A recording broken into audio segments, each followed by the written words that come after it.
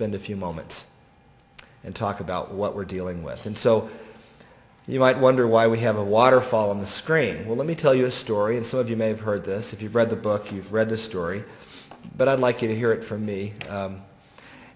We were in Africa a few years ago. I had served a mission there and had marvelous experience of visiting some we had taught when I was a missionary, and just had some beautiful experiences with them. But while there, we also took opportunity to visit Victoria Falls and to participate in a safari, and it was wonderful. Now, Victoria Falls is, some say, the largest waterfall in the world in terms of volume, in terms of the amount of water going over the falls. And we flew to a safari camp in these little bush planes, landed in the middle of nowhere on these little dirt strips. They had to circle them once to make sure the elephants weren't on the strip.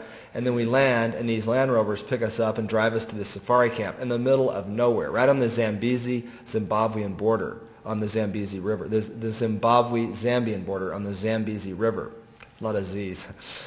And so we're there in this camp, and we're right on the water. And we took these pictures. I took the falls from the plane. I took this from our camp there, and this hippo it was right out in the water, and there were a crocodile about every 30 yards. And so the ranger said, be very careful. I know it's pretty. I know you're excited to be here, but there's dangers.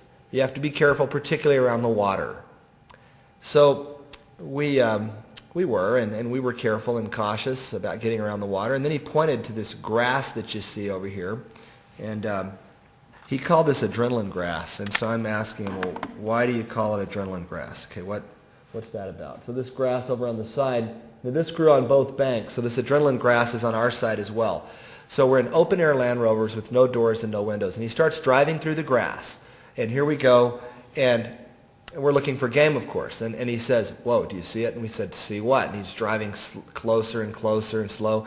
And so look right at that dark area. Suddenly, there it was. It was hiding right and going back. There it is. It's hiding. In fact, his paw is sitting about there. His face is right there. His other paws are there. So now he's sitting there by the river watching the water. And believe me, he is watching that water. You can tell. Of course, he was kind of watching me taking the picture right then. And so as my heart began to thump through my chest, I looked at the ranger and said, okay, I get it. Adrenaline grass. Right. So that's why we call it that. And